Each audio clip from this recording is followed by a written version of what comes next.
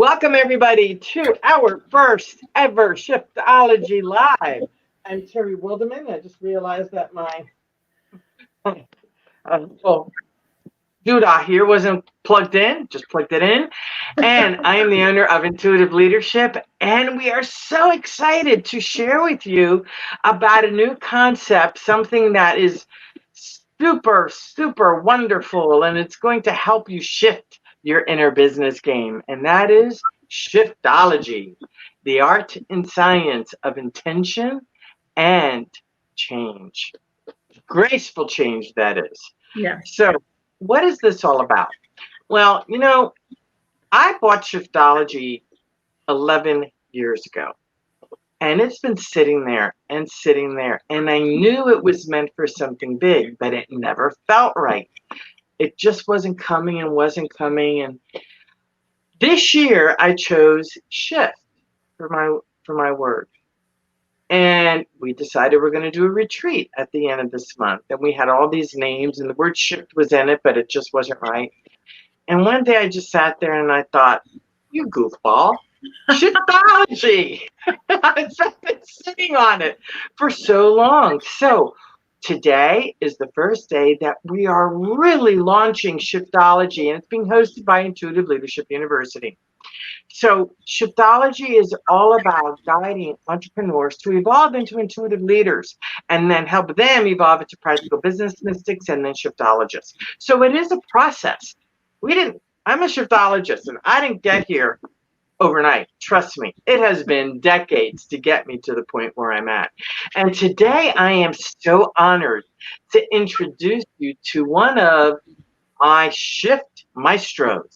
And the Shift Maestros are educators, business owners with decades and decades of experience. I started adding it up last night. We have close to 200 years of experience. That's awesome. In Intuitive Leadership University. Lifetimes of wisdom, right? Oh my gosh, yes. And my guest today is my first Shift Maestro, Sherre DeMao. Welcome, Sherre. Thank you so much. The whole aspect of shiftology is near and dear to my heart because I've been helping entrepreneurs shift for close to 40 years. And I'm very proud to say that I have no problem, with that. And even if it does age me, that's okay, because with age comes wisdom, right? That's exactly right. And that's what I've been saying, And again, I was adding up how many years between us, because we have 5 Shift Maestros, over 200 years of business wisdom. That is absolutely extraordinary. Yeah. And one of the folks on my back end who's going to be helping with our Shiftology Business Retreat, she's an Emmy Award winner. Right. So we have got a team of rock stars to help entrepreneurs shift their inner business game, increase their profits, and create the success that they desire. Now, I'd like to tell you a little bit about this amazing woman that is sitting in front of you, Sherre DeMao. Sherre is the CEO of Biz Growth, Inc., and it's an award-winning firm specializing in next idea solutions for entrepreneurial enterprises. She's an expert strategist in helping entrepreneurs, executives, and individuals prosper in business and in life. And she has dedicated 30 years career to this purpose. Her firm has earned over more than 50 awards locally, regionally, nationally, and internationally. Do you think there's a reason why this woman is part of my team? Really? So, Sherre, one of the things that you're going to be presenting, or what you will be presenting at the retreat, is your topic title is Momentum Building Decisions to Shift and Scale Your Business.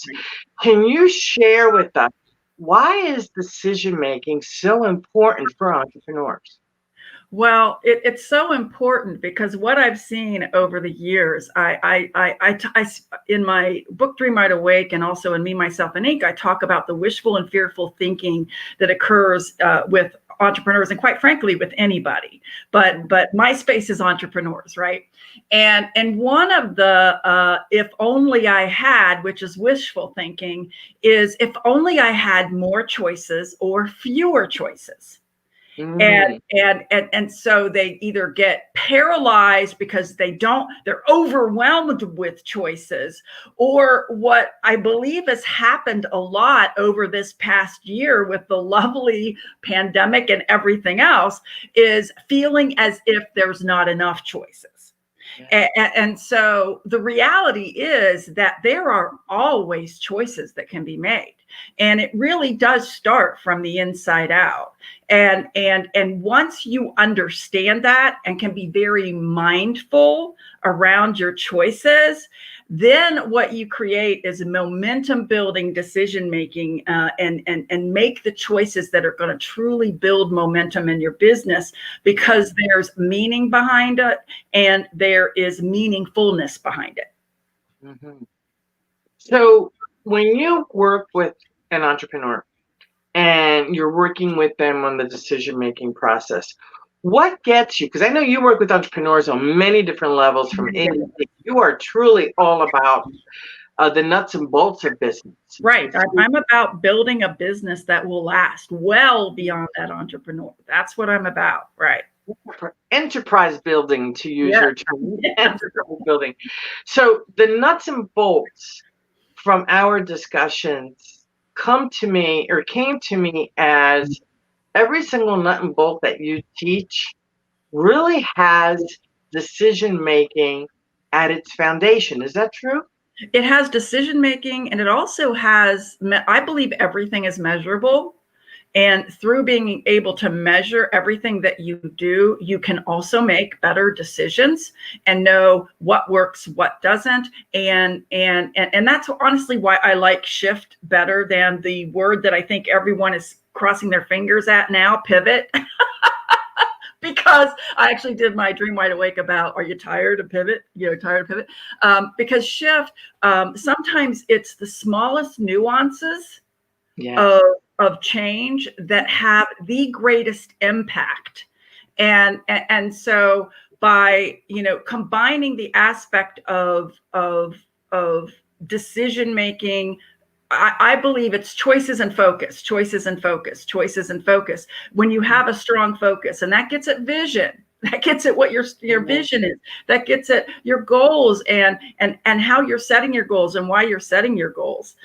What are your reasons behind your goals? I mean, there's so many facets that either jeopardize your ability to make strategic decisions, and then therefore momentum building decisions.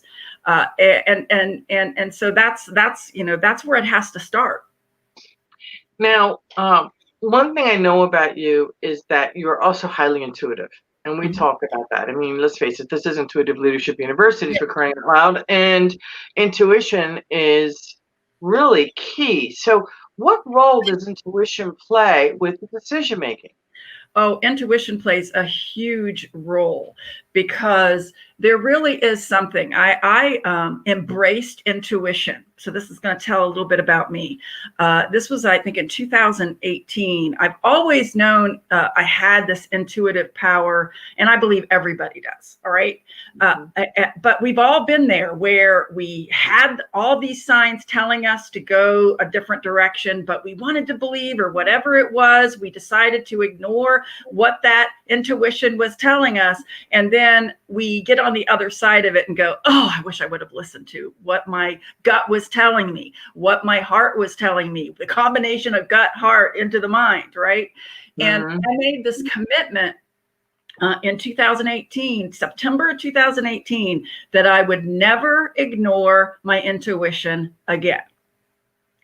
And what was so powerful about that, I'll never forget, it was September 20th, 2018. And I get back to my computer, because I'm also very research based. I base all my recommendations, and this is my, I say it's always going to be backed up by solid rationale. So that's why, the art and science is really, really something that resonates with me, because I love to back stuff up with science, because then there's the rationale behind what some people might say is woo woo. I don't believe it's woo woo. I think it's wow, wow. Okay. And so And so I get back to my computer, and I'll be darned if there wasn't this incredible study. I mean, talk about serendipity, this study that pops up, because I love neuroscience. I love how the brain works and everything else. So I have all these alerts that'll come up just to feed my curiosity in that area. And this article that came up was out of Duke University, which was really cool, being from North Carolina.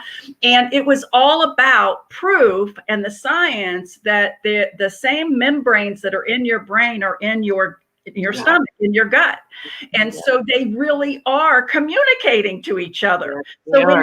And so that was like, I mean, when I say this, I get chills just talking about it right now, because I was like, okay, I am all in now. I am totally all in. And so what does trusting your intuition mean? It means that when you get that moment of, and it can show up in a lot of different ways. It can be butterflies. It can be an uneasy feeling. Whatever happens, you take a moment to just pause and really ask yourself what it's trying to tell you. Ask yourself questions. Leonardo da Vinci's Curiosité. It's all about asking questions, and asking questions of yourself is a great way to start from that intuitive aspect, because that gets at momentum building decisions too. Because how often have we realized that when we did listen to it, we didn't even know what was going to be on the other side of it until it happens. And then we're like, wow, I'm so glad I listened. I'm so glad I paid attention, because around that corner was exactly what needed to happen. It's interesting how it takes us getting hit over the head over and over and over and over again to listen to our intuitive selves. Yes. And for me, that was the case. I've always been intuitive, as you know. However, trusting it is key. And when it comes to decision making, that deep connection between decision making and intuition is best to be embraced versus ignored. So when you get that feeling in your gut when you're about to make a decision, I'm curious, what do you do with that? What are the next? I know what I would do, because I teach a different kind of decision making than you do. It depends. It depends, because sometimes it is an impulse. All right. So there's a difference between an impulse and a pause. Yes, there is. Okay. So your intuition is telling you to take a step back. There's that uneasiness. And then sometimes your intuition is telling you to jump and take action on something. And so as you start to really embrace your intuition, you start to see that there's different signs within your intuition depending on what it might be. For instance, I had a situation. I love to tell the story because it's all about our intuition is like a navigation system for us. All right. And so have we ever been in a situation, and I know we all have, where we're in autopilot driving somewhere, right? So we're in autopilot, and so it's like we start and we finish, and we don't remember anywhere in between. Now, what happens if you're in autopilot and you actually end up in a totally different place than you had planned to go? Well, that happened to me. And and what happened was I had a few minutes in between meetings, and I wanted to drop at a drugstore, a pharmacy, and get a couple of, healthcare items, makeup and stuff like that, because I had a few minutes. And there were two different places I could go. And I decided I would go to this one place because I could get my mascara cheaper, whatever it was. So I thought. But then I ended up at the other place. Because I was just thinking and driving and whatever. And so I almost pulled out. I'm like, because they were literally like, 100 yards from each other. They weren't that far from each other. And then I stopped. I said, oh, no, I'm going to listen to my intuition. And so I stayed there and I went in there and I got my items. And the interesting thing was I had rewards I didn't know. So I actually ended up saving more money. But the big thing that happened was somebody that I was trying to get in touch with. Yes. That was not that I don't ever recall seeing them in this pharmacy ever, in this drugstore. But as I was walking out, they were walking in. And I go, oh, I've been trying to reach you. And oh, they were so sorry. And I got the answer that I needed right then and there. There you go. Yeah. Powerful. And so I think also what we need to understand is intuition is linked to our subconscious. And so I believe my subconscious, I've been in that, pharmacy many times, and my subconscious pays attention. It's peripheral, right? So we're seeing things that we don't even realize we're seeing. So chances are I noticed that person was there, but I didn't realize that I had noticed that person was there. Fascinating. I've learned one thing that validates what you're talking about. Anytime I get the intuitive hit that I need to go to a specific store, and it hasn't happened since I've been, recently, but it happens a lot. Mm-hmm. Especially when I get that nudge that it's you gotta go. I'm like, I got it. That's when I know that I have to go, because I'm going to run into somebody that either I need to serve or they're going to serve me, and it happens every single time. Every time. It really is amazing, and that's why as everyone really starts to pay attention to their intuition and their inner voice, so to speak. You're going to realize that there's different ways that it speaks to you. Yeah. It can be impulse. It can be a pause. It can be an uneasy feeling. There's all these different things. And the key is to start to embrace it and learn from it. Because at first you're not going to know what to do with it once you really start to embrace. And so it's a little bit of trial and error, because you're in some ways you're not confident, right? You don't have the confidence. And that's really kind of sad that you don't have confidence in your own inner self. But as you continue forward with it, it is so powerful. And the confidence just explodes in you in a centric way, not an ego way. And I think that's really important too. And you said something very important there. A lot of people who have intuitive gifts, and by the way, this is about decision making. And it is important that you understand that your intuition is a phenomenal guide for decision making. When we lack self-esteem because we have been laughed at because of our intuitive hits, people look at us and say, "You're out of your mind," no. So what ends up happening is, little by little, you squash your gifts. Mm-hmm. Because the people around you end up squashing your perspective, squashing your thoughts, squashing your insights. So we end up playing smaller and smaller and smaller and smaller. Well, something comes to mind so immediately. I had the most wonderful weekend with my granddarlings, and I have a 7-year-old granddarling.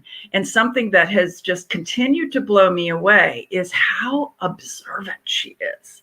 And so this past weekend, I go, "You are so observant." I mean, some of the things that she was noticing was just so incredibly cool.